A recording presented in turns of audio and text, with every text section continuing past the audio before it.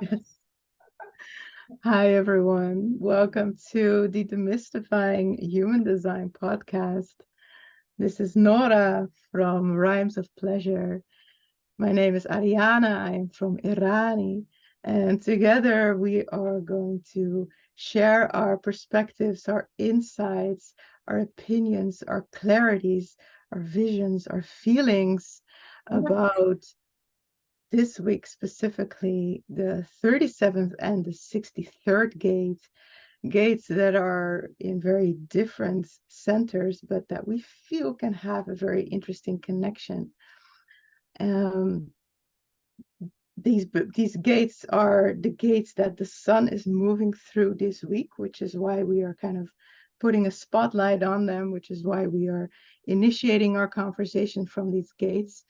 We're not going to go too much into the specifics, into the details, into what are these gates, but we are letting the energies, the vibes of these gates, we are letting them inspire us to see what comes up when we step into this field. So to have a little bit of a basic grounding into what are these gates, the 37th gate is a gate in the solar plexus center, which means that it's an emotional gate. This is a gate that works, that moves in a wave, and this is a wave of connection, of touch, of affection. It's a wave that feels into community, into caring about people, into how do we connect with one another. It's a very emotional, personal feeling gate. And then the 63rd gate is a gate of the head center, which is the crown of our mind. And this is a gate of doubt. This is the gate of questions. This is the gate that always comes with this skeptical voice that asks, what is going on? What is happening here? I need more details. I need more answers. Tell me what is happening. And this inspiration of the 63rd gate and the feeling of the 37th gate, we're going to see how they move together and what they bring. And I'm very curious, NoRa, about your perspective on these two gates and what brings them together, how they can move together. The 63, the gate of doubt after completion. I love it. That just opened my I Ching. I love the underlying message it has for us. It is communicating. In the spiral of life, all ends are beginnings. And if I share my screen, if I show a little bit just the mechanic, not too much. What I find curious is, here I'm going to draw a little bit for a moment. We began our journey with the first emotional gate of the wheel, of the mandala. It's gate 49, the gate of principles. And the reason I'm showing this mandala is because it is a visual representation of the logical sequence and the logical unfolding of our genes and the way aspects of our psyche function in us. And what the mandala is showing, is clearly communicating, is first we have that always apparently in life, in the spiral of life, we meet life with our emotions. There is no thinking process. It's pure mechanics of emotions, and just a little prelude. Emotions take place inside of the body. They get communicated to us through the nervous system. There is no opinions inside of them. We experience them with opinions, but that is the contamination from the mind. But emotions in their pure nature, in their pure manifestation inside of us, they get signalized through us, through the nervous system. And after that journey of 1, 2, 3, 4 emotional gates here in the mandala, all of a sudden we have, boom, gate 63. It is here. It is a mental gate. It is part of our thinking, processing as an aspect of us humans. And what I see in that positioning of the hexagrams, what I see in that natural organic unfolding of our genes is that there is place for doubt, there is place for logical questioning, but the place of it in our general human experience is not at the beginning of a experience. It is not at the beginning while we step into an experience, life touches us, we have emotion, we touch life, there is an exchange of emotional experience, right? The logic and the doubt and the question, its natural organic place is actually after we have connected with our emotional body, after we have probably made some sense or maybe reached and grow into some sort of awareness in relation to how does this experience make me feel? What does this experience in my feeling makes with me? What do I see through that emotion? And only after that, it is very organic for us. Don't worry, the doubts and the question is not going to bypass you. There is place. It's just after we have given ourselves some time to tune in with the emotional body, that's our mechanic. But in reality, as everything in life is upside down in the world of us humans, we experience normally the process of doubt, the process of hearing the question, what is this? What's the point of this? Not only what's the point of this, but how can I navigate that experience in such a way that I am sure that in my future, I'm going to be safe? Because the 63, it has a purpose, it has a focus inside of its mechanic, and that focus is future, to make sure that through the question that I have as pressure inside of myself, there is no emotion. That is a cold process. That is an emotionless process. That I find such a formula, such an answer, such an order, that I make sure in my future as I continue going in life, I'm going to be safe. There is place for this, but what happens in our everyday reality is that we attach ourselves to the pressure of that genetic inside of us, of that aspect, to question, to look at life through the prism of doubt.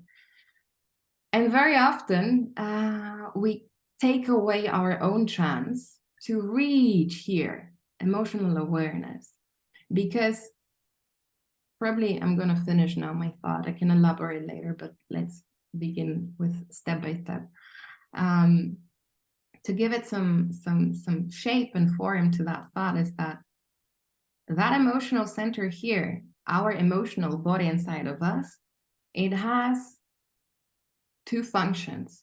One of it is that it is creating inside of us emotions that are running on an engine. They are running on a drive. That's why emotions, if we have not learned how to dance with them, they can really push our muscles to scream sometimes, or to make an action, to be that excessive in our movement. That's another story. It's the only reason we experience that is because they are driven.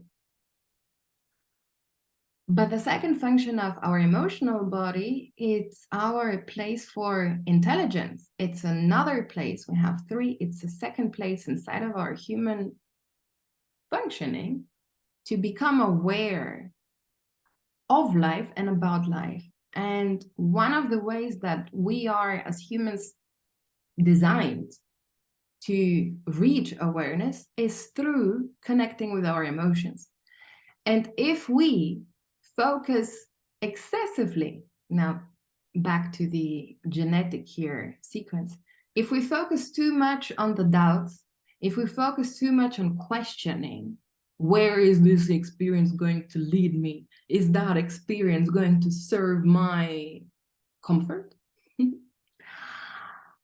What we do is just one simple very thing is we cut off the chance for actual unfolding of an entire emotional process. And that emotional process, if we give ourselves the chance, it will reveal to us information about our principles of connecting. It will reveal information to us about our fire. Like, what is the kind of fire that is my fire? Like, how does it feel? What puts me on fire and what takes away my fire, for example. Another window of awareness it will show us is what is my relationship to my spirit? Is my spirit half full or half empty? Like, how is my is it sovereign, my relationship to my cup, half full, half empty, or is it dependent on what I observe, on the outer circumstances? Another potential awareness is the place of 37, which is my relationship to embodying and receiving affection, appreciation. When do I give affection? Do I have conditions to give affection? Do you have to do something so that I give you my affection? Or is my affection giving and receiving aspect? Is it sovereign? And then come the doubt. Yeah, good. So that is me. Should I let go of the screen sharing? Would you like to, Ariane, to jump on it, or should I? No, you can. Look, I can't draw on it. Yeah, no. Okay, stop sharing. Yeah, so that was my little journey through our genes, through aspects of our psyche that are very visible actually when just looking at the wheel.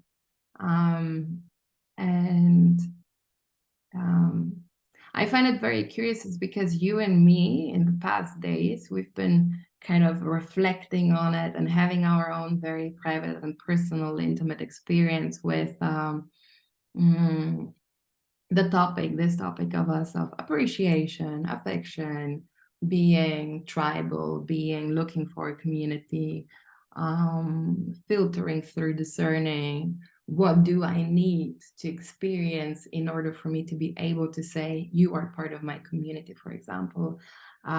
Why in the wheel of human design is that emotional process followed by a pure logical process, a process that is having no emotions.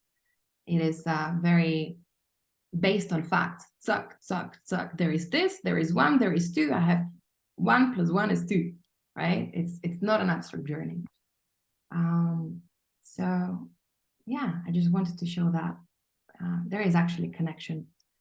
Yeah. Do you have, how are you? Do you feel Yeah, no, I think you're making a very interesting point, and it's definitely interesting for me to see, what you're illustrating, that, that we've been moving through this whole emotional process, and kind of in the conclusion of that emotional process, what happens is that we become when we become logical, that we get to these logical questions that kind of desire this outline, that after kind of we have had a very intense period of feeling through all these dimensions of our emotional creation, our emotional awareness, our emotional experience. And now we get to this point of like, now that is completed, that's interesting. The gate is called after completion. After completion come the questions.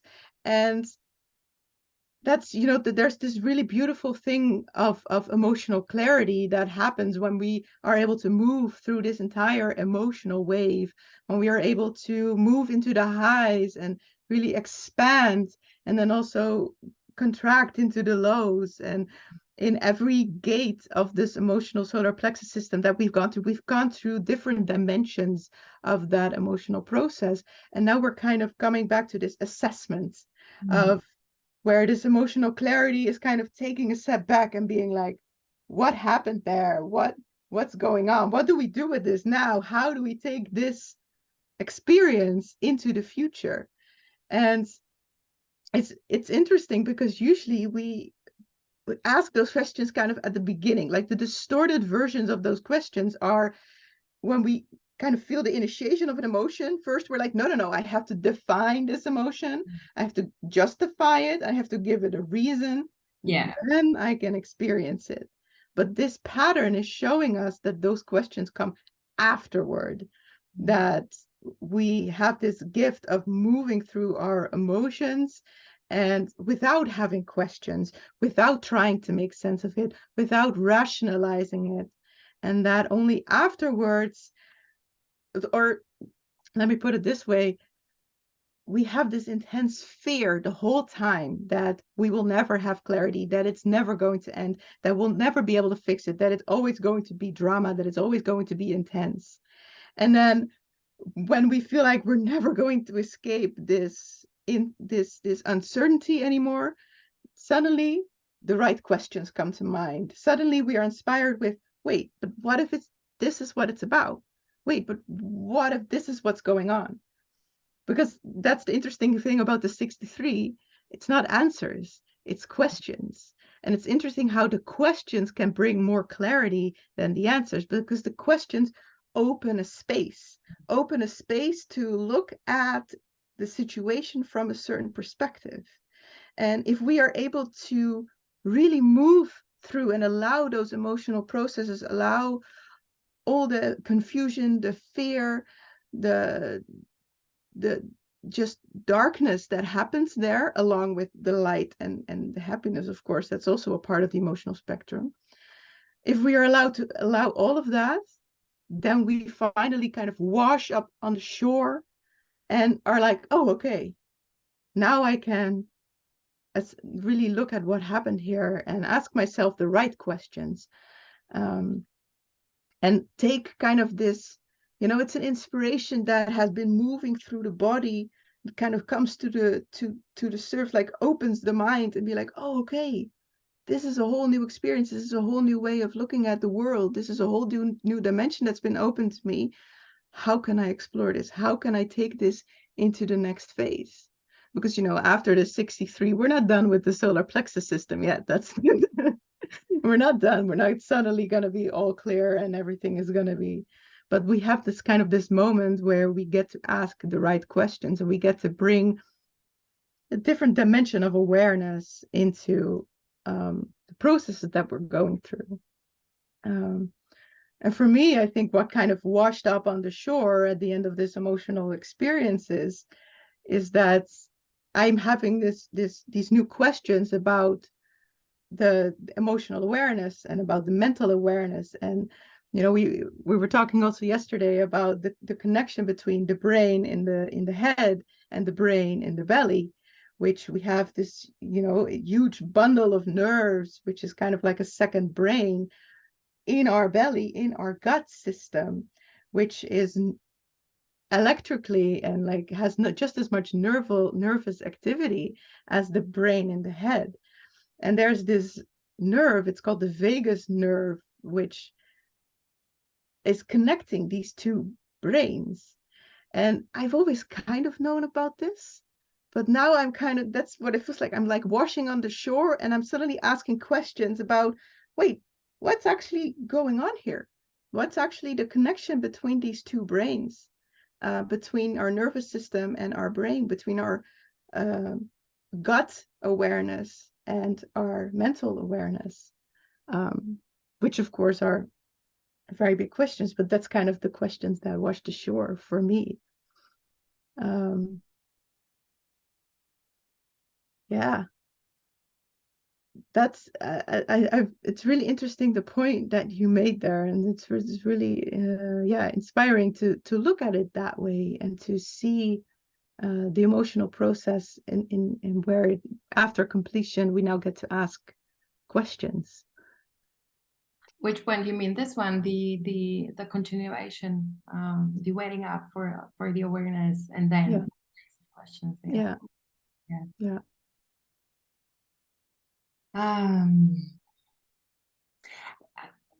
What I can also add mechanically is that we step into the realm, we step into the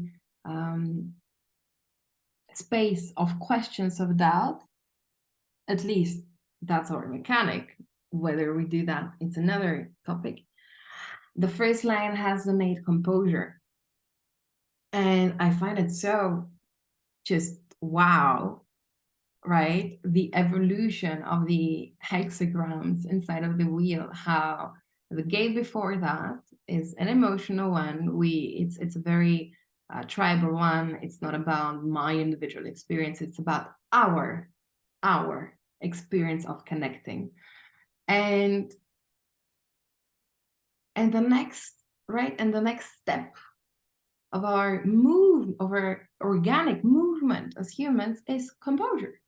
You gotta have the composure while you are under the pressure of the question, while you're under the pressure of the doubt. You gotta have the composure. If you don't learn to have that composure, that pressure, you know, you can become a victim of the pressure, and the distorted version, the distorted expression that I have seen in myself, I see in others, is just human. It's part of our human way, is where we're not able to hold composure, and instead we're just driven by that pressure. And the pressure, as I said, is just pressuring us to find the answer, What am I going to do? How are we going to do? Like, we have to make a plan. We have to make a plan for our bonding, right? In actuality. And me saying this right now, it makes me think, just if we think of relationships, but not only the relationships with others, I'm going to take it further, the relationship also with ourselves. We so much spend time with our attention rather in the doubt, rather in the questioning, rather in the obsessive thinking to find the best formula how to deal with life. And as I said, we just stay cut off from the emotional body, from that nervous system. Yeah, does that inspire you in a direction? Yeah, well, something that's interesting to me is that you know, the 37 is about connecting, and how do we connect? And for me, the 37 and its partner gate, the 40, that channel, the channel of community, it's so interesting to me because it's really about how do we connect? How do we agree to connect? And a part of that for me is that we need to be very clear on kind of the conditions on which we connect with each other, that we know what to expect from each other, that we can communicate about what is happening here, what, you know, what is the tangible relationship that we make between two people. And that, if you know, if we take that from the 37, we feel into, you know, what are my connections, what are my conditions, what are my needs, what are the needs of the other, what are the conditions of the other, how can we exchange this energy? And then if we then move to the 63, the 63 kind of puts this pressure on these questions, that we cannot just feel into it, but that we also need to bring that to a like, that we really need to ask those questions and have pressures us to bring clarity onto those questions, to say, oh, it's not just about feeling, it's also about really making sense out of this, making this logical and practical. And I always say, of like, you know, if in any relationship, we should just kind of literally write down, what do I need from you? What do you need from me? What can you give? What can I give? Because that's how much clarity we need, I believe, to be able to really make sense of those needs. So that's for me a way. And you know, the 63, it's still a far away from actual expression, but I do think the 63 will be able to inspire us to ask the right questions of each other, and to bring kind of, you know, a practical, you know, it can be so nice and warm to connect with someone, and we can be lost in that connection, and oh, this is so nice. And then it's like, okay, yeah, but now what? We are connected. Now what do we do? And this is kind of, you know, this is kind of a transition that makes us uncomfortable, because we like to stay in, oh, but it's so nice, and I don't want to give words to it, and I don't want to have to make it into a thing. I just want to feel. No, the 63 comes along and says, we can feel, but we also need to return to the practical world and make sense about what's going on. Yeah, that's a funny thing to me.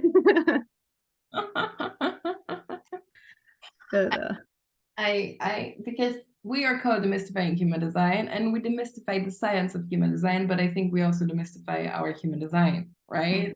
In daily life. And saying that, my little way of preluding, now I forgot my thought.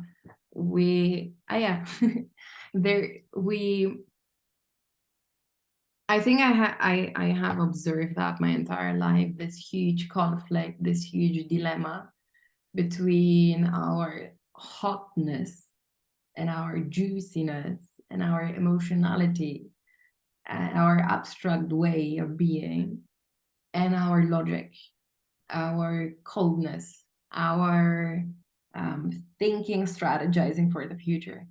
And very often, probably, we fall into those extremes. Either they're the people advocating for the one, less for the other, or the other combination around, people advocating for the one, the other, and yeah, not the other. And I don't know, today I'm sharing the screen. I'm going to share it again. I shared it also with you. I wanted to screen is vibing.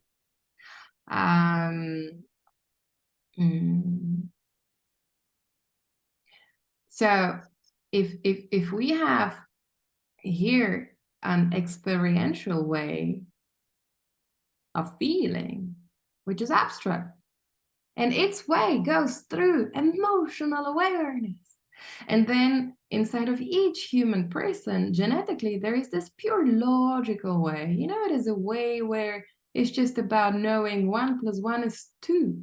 Because in that experiential way, you can say 1 + 1 is 3. I'm going to show you how. You know, the quantum field, for example. But the thing is, it's not about, I think, to demystify that, it's not about measuring, dividing, separating. This one is better. This one, no, this one is better. No.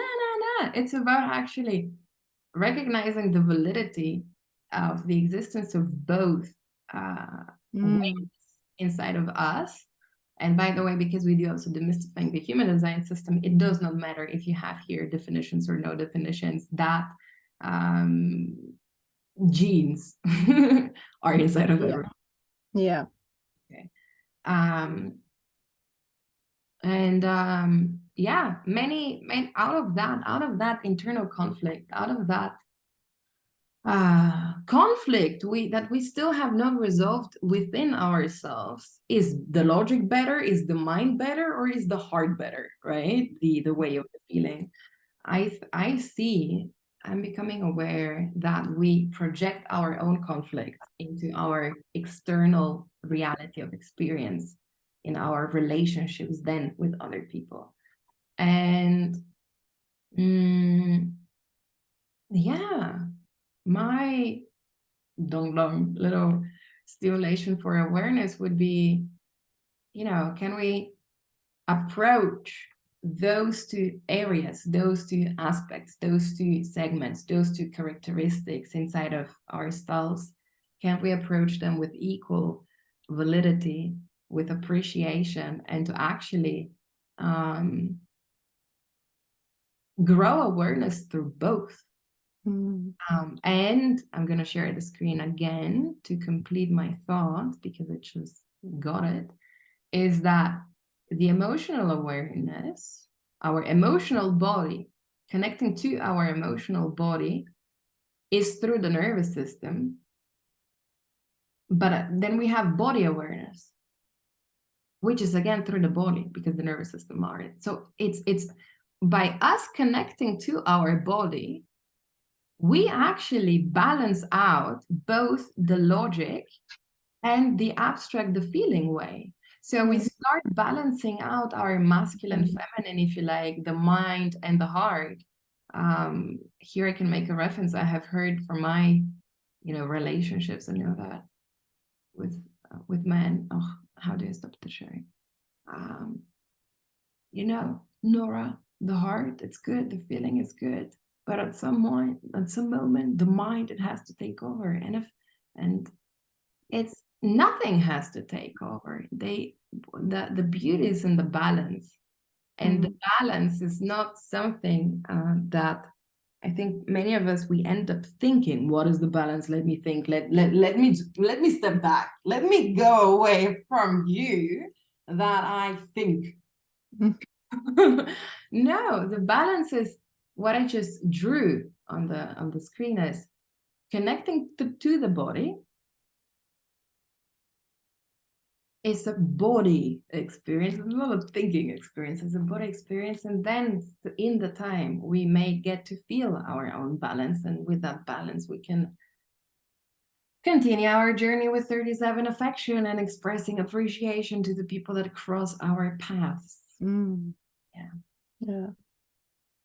What's interesting to me about that, when we're talking about relationships, human design also shows us how we often attract people who are kind of an opposite type of energy to us.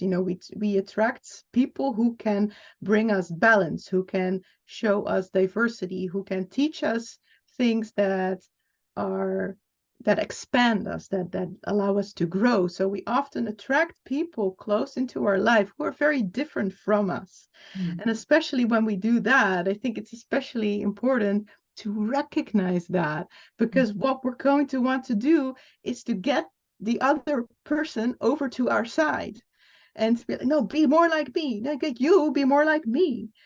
And if there's no awareness around that, then we can just spend, as long as the relationship lasts, kind of pulling on each other, being like, no, you have to be like me, you have to be like me. But if we bring awareness around, who are we? What do we bring to the relationship? What is my experience of life? What is your experience of life? What is my perspective? What is your perspective? And we can recognize the difference, but also the balance and also the commonalities in that. And I think that is a very interesting and healthy conversation to have, interestingly enough, at the initiation of the relationship. Because at that point, that's when we kind of initiate and establish the conditions for how are we going to connect. And if at that point we can tell each other, this is how I see the world, this is what I need, then we can look each other in the eye and actually connect from that place of giving space to the other and taking the space that we need for ourselves.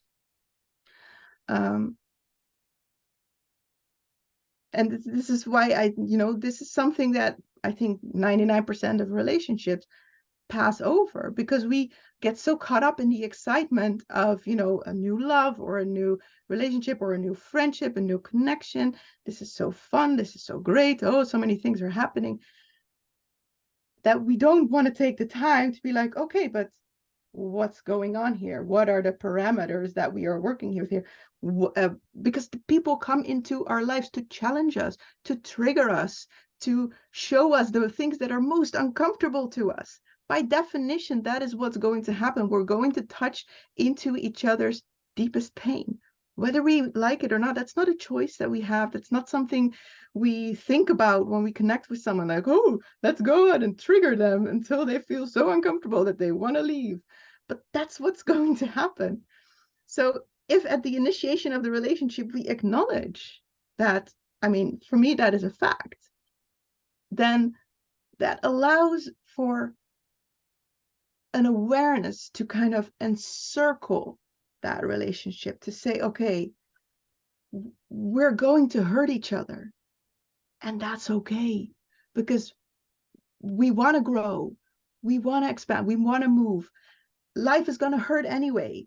Might as well do it together. Might as well support each other through it. Might as well hold space for each other while we are in that pain, and not abandon each other because it gets uncomfortable. Because that's what we usually do. Oh, I'm uncomfortable now, and you are the cause of that discomfort, so I'm going to cut you out of my life, so then I will never be uncomfortable again. Because that's how life works. Yeah. To that, that's not how life works. That's how the mind works. Right. It's that's how the reality of many people, of most of the people, works. Because most of the people are dominated, you know, their actions, our responses in the situations, they are dictated by the mind. They are not dictated by the awareness. Yeah. Oh, it was very, very beautiful what you said. It touches me on so many levels deep. Yeah. Got to be inspired. Yeah, this is such a fun thing. And also, especially because it is so sensitive, because it is something that is so fundamental, but so taboo. Do you want to add a little bit more? I felt like there's more juice for inside of you. Do you feel like you want to squeeze that orange a little bit more? Yeah. Wait. Do you want to add a little bit more on, because that is where I felt the juice, on when you started mentioning and talking about, you know, acknowledging, outlining that pain is part of the experience, that pain is part of life, and that is okay. Do you feel the pull to add a little bit on that, or does it not stimulate you? You mean the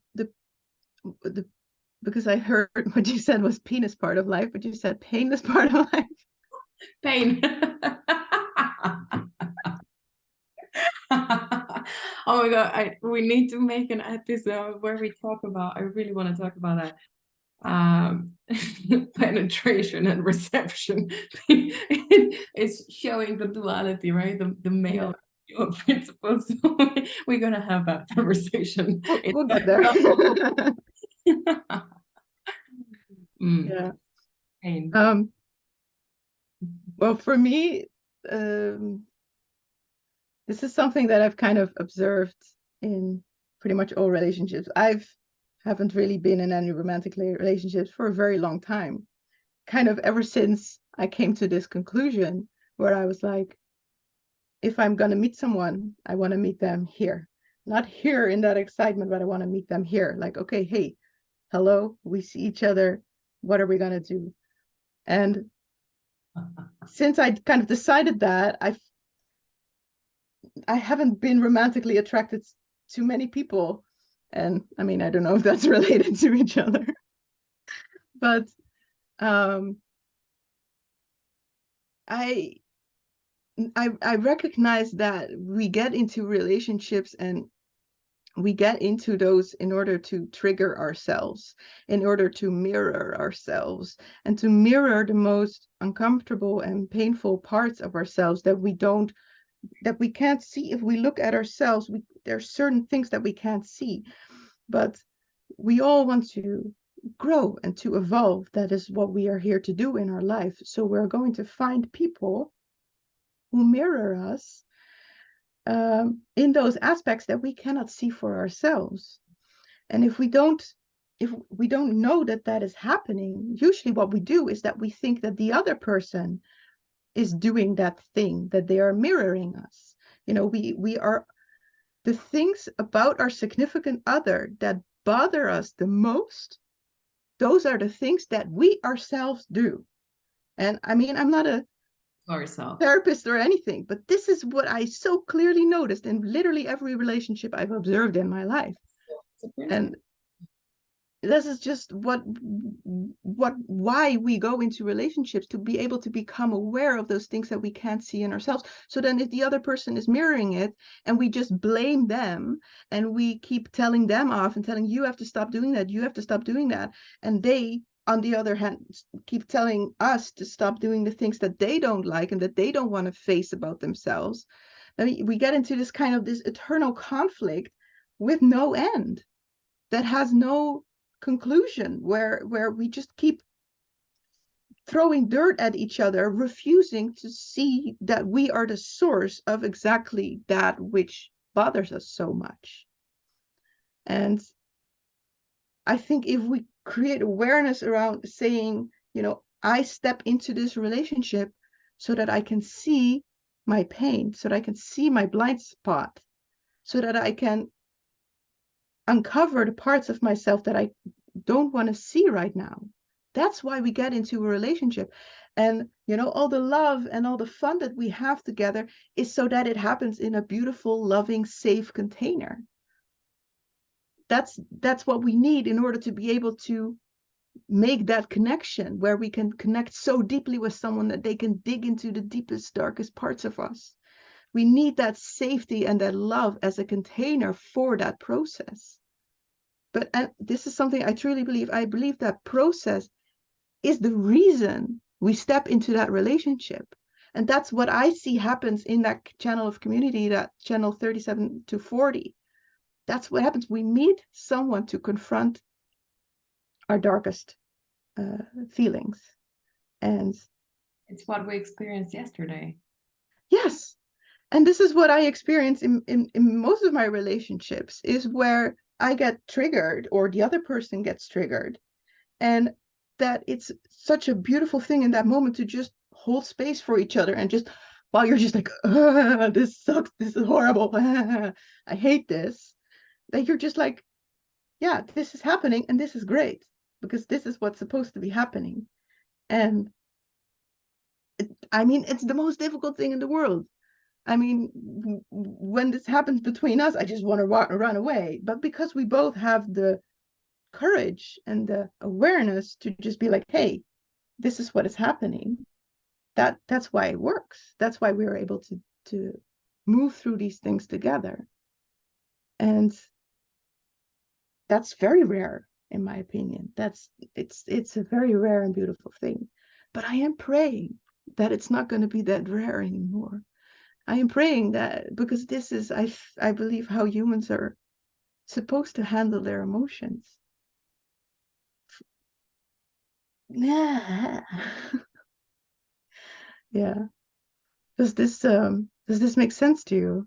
Yeah, absolutely. I was just realizing my predominant skepticism. And now I also realized why I'm skeptical, and I think I can finally say it with words. What you say is the most organic, let's say, way for us humans. I call it the ability to dance with our emotional body. You say that as the most organic thing for us humans. I now see that the reason I'm skeptical is because I take into consideration the fact that it's an ability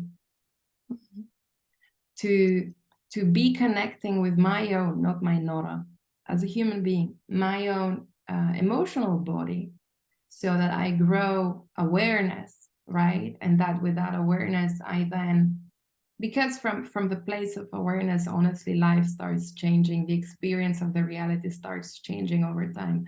And but the way is the body, like it's what I see recently. Spirituality for me, I'm discovering, I said it I think once in a previous episode, I'm discovering it's the most earthy, grounded human way, body way. And my entire life I didn't know that. I was not, you know how spirituality, people keep it to be very airy, abstract, conceptual. And after certain events in my life recently, I just see it's through the body that a spirit gets anchored, that a consciousness gets anchored. And And emotional awareness can grow only through that anchoring, only through that real embodiment, getting inside the body. But the awareness, I think you would agree with that. Awareness is an ability. Awareness is something, nobody is born with it. We are born with predisposition, mechanical predisposition, but awareness. So we have body awareness, emotional awareness, intellectual awareness. We have three segments of awareness. And all those awarenesses is something we learn. And everything we learn, it becomes in time a skill, an ability. And so back to my point with skepticism is that it may be the most organic happening for us humans to be those things that we talk about. But the reason I don't think we're going to experience it in our lifetime, this utopian vision of people beginning to appreciate each other and communicating, connecting, communing out of awareness, is because, as I said, I take into consideration the fact that you gotta invest as a human in learning and teaching yourself the skill, the ability for awareness. And that is a soft skill. And you see in society what is going on instead. There is huge money investment in the educational institutions, the most high quality ones. They are producing young humans, then attaining their certificates, leaving that institution, going in the high fancy works positions, but all having hard skills and no soft skills. And that's why also the way they relate is very shallow. It's hard. It's not soft. And that's the state of reality, which I don't want to focus so much more on it. But I do agree. It is the most organic. It is the most organic way for us humans to be learning, reteaching ourselves, learning the art of allowance. The awareness, integrating the awareness. Life is always for me. There is inside of me in gate 29. We spoke about it 2 episodes ago when we were talking about gate 30. There is this aspect inside of me that actually is here to say yes to life, meeting life with all it is delivering to me at the moment. And life is not a wish concert. Those are some fundamental basic principles that,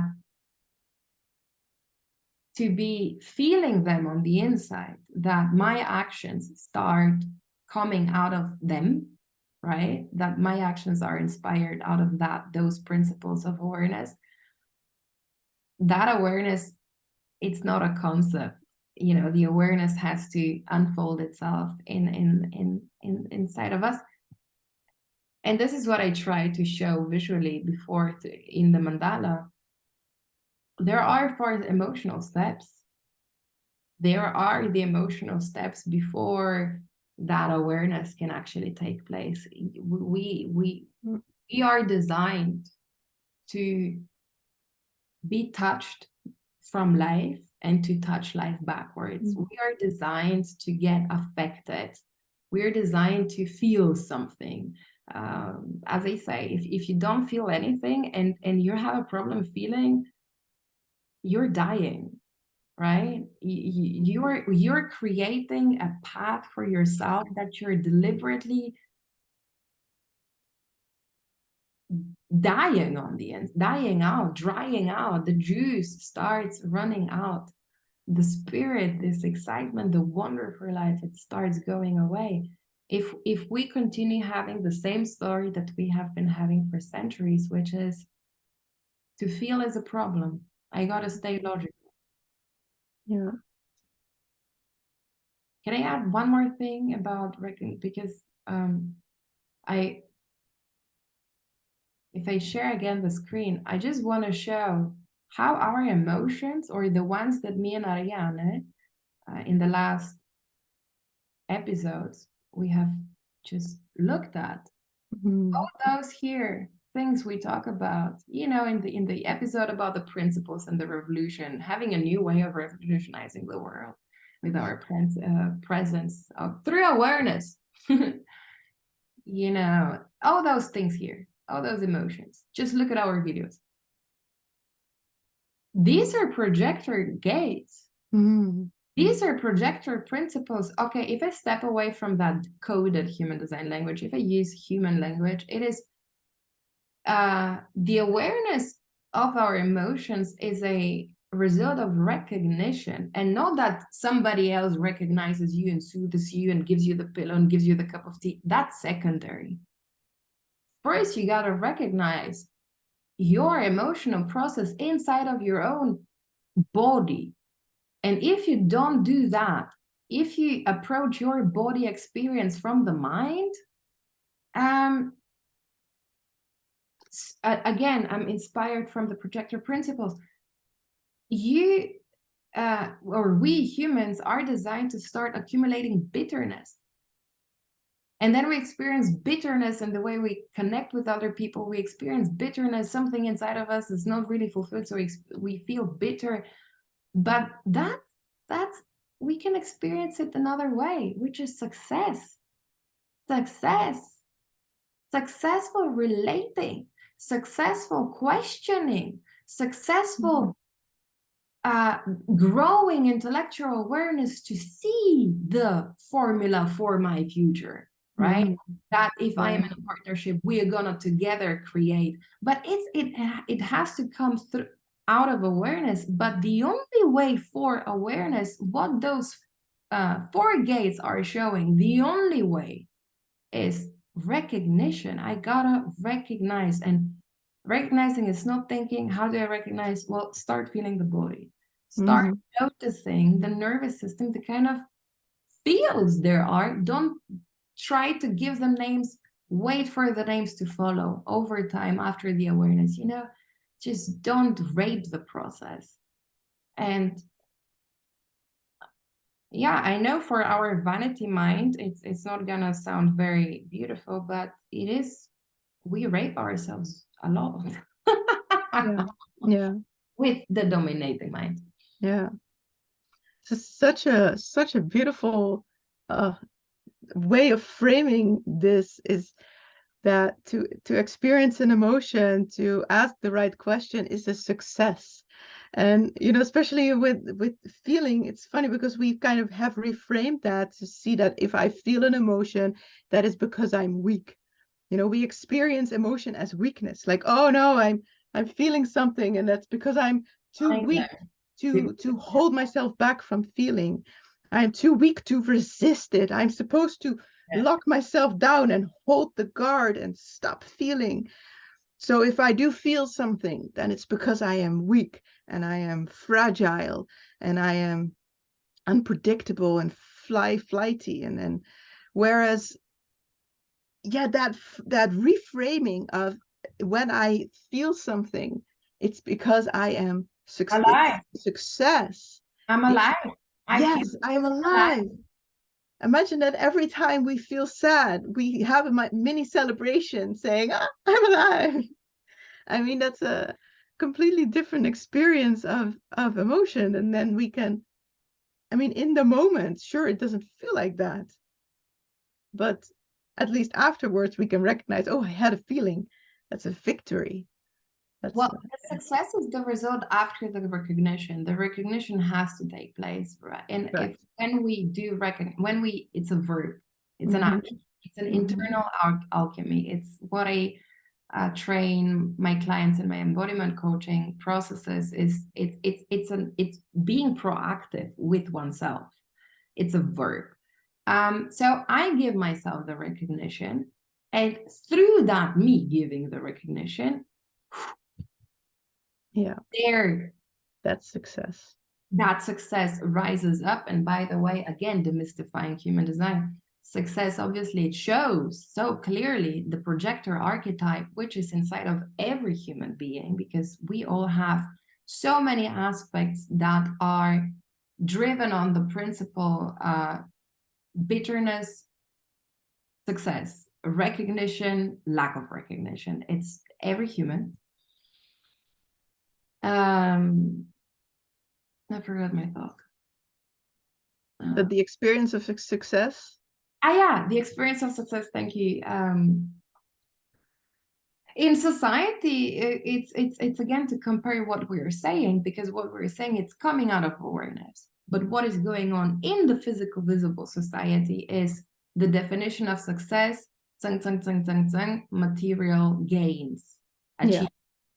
And it is part of the way, but it is the physical manifestation, excluding the energetics, the frequency.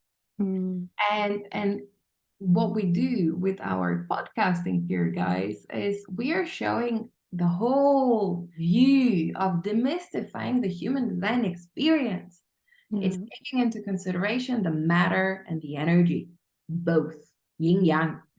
And because you're a projector, I'm a reflector, we both are non-energy type, and as advocates, I think I see us right now for awareness.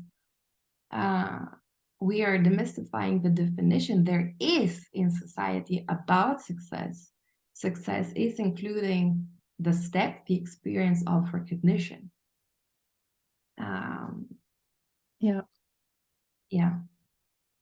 Yes, this is definitely something that I've had to reframe the definition of success for myself to be able to recognize that my recognition is a success in and of itself, and that my success takes a different form than material gains.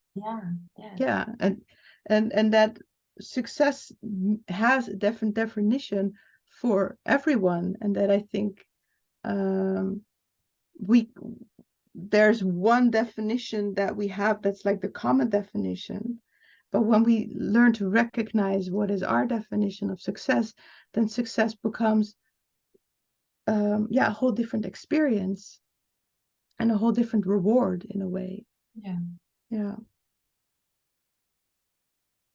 I think another topic for us to munch on.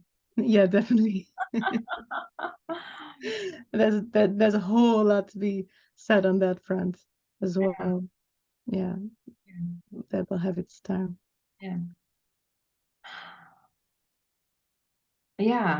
Is there something you want to add to give it a final shape of our container for today? The magic between affection being kind of showing appreciation and logic. Showing affection for logic, the logic of showing affection. I just puzzling with keywords is just the most fun you can have. It is on a Thursday afternoon. I love to see it this way.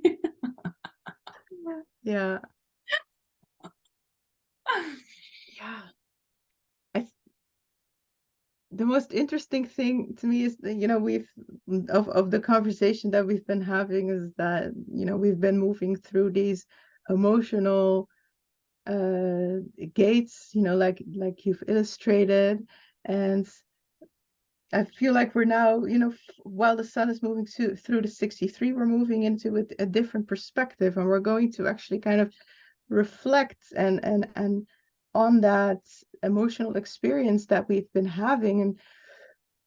And the way I can feel that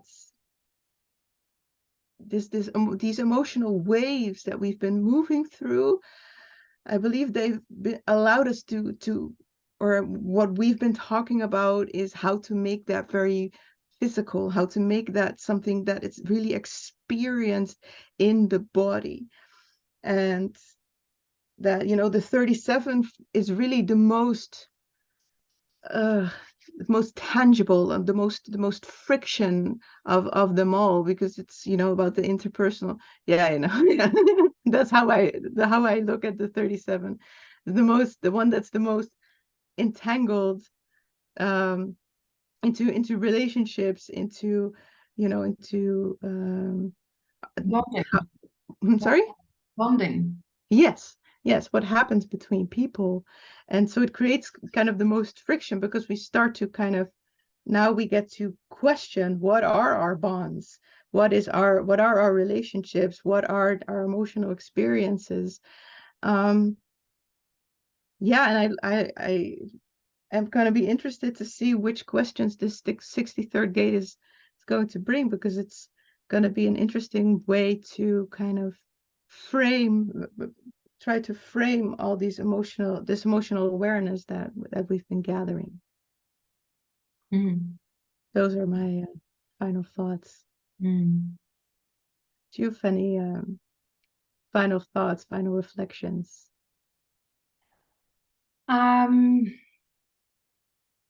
Yeah, for me, I hope that with that episode, I hope that we stream out the message and that we serve to stimulate awareness and curiosity for our beautiful human viewers on YouTube. Hello, guys.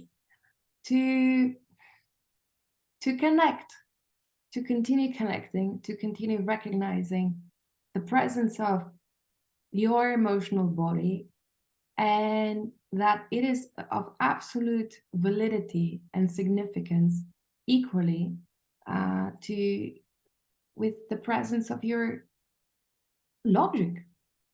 And if there is one message I can give, is that no, don't worry, thinking, how should I balance out my mind, my heart? When do I listen to my mind? When do I listen to my heart? When do I listen to my logic? When do I listen to my excitement?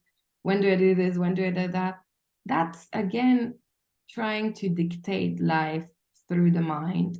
And if there is one thing that we can serve with through that channel, is to stimulate awareness, to connect back to the body, connect that back to the language of your emotion, which is just pure sensitivity through the nervous system. Just watch it, look at it, feel it. The words and the awareness for the words, it will come anyways. It will not slip away. We're designed with it. So instead of raping our emotional body with the doubt, because it's what I just see all the time happening. We're doubting, we're speculating, and we're putting under question, and we're trying to fixate the answer for the future to make a prognosis. We cut just a huge chunk, not only from our body sensitivity, spiritual sensitivity, consciousness, emotional juice, the juice, the drive, the excitement, the passion for life is inside of our emotional body. If you feel you're not passionate in life, if something blocks you to express your passion in life, look at your emotional body and the relationship you build every single day with that emotional body. Is it conceptual? Is it intellectual? Or is it through the body? And yeah, as I said in one episode before, I think in the episode about Gate 49, it's time for Loveolution. Loveolution, revolutionizing at least our own realities with a little bit more awareness. Maybe less reading books and just more body contact, finding out, creating ways, taking time throughout the day to step away from the thinking mind and to just feel, because there is so much magic, there is so much wonder in the awareness, there is so much. That's where the creator consciousness kicks in. That's that's my ending, that's my message. I hope we can stimulate awareness into our mind and into our heart and into our body. At least that is what drives me. Beautifully said. Yeah. Now, good, to put a final holistic ending. Hello again, everyone, our beautiful viewers, human beings. evolutionizing our globe together with us. If you have stayed so much on that journey with us, thank you for your time and presence. And may you be that kind. Subscribe yourself, hit a like, write a comment, share. What do we stimulate inside of you? What kind of feels, thoughts, questions do pop inside of you watching us for 1 hour? So that, you know, we expand together our Lovolution consciousness. That's why I'm asking kindly. And share the message in your tribe, in your network, in your vibe, in your community. Yeah, if you see yourself as one more human being revolutionizing your environment, let's join forces. Good, thank you from me. My final messages are fun. Good, then see you next time. See you next week, Wednesday, Thursday. Bye. Bye.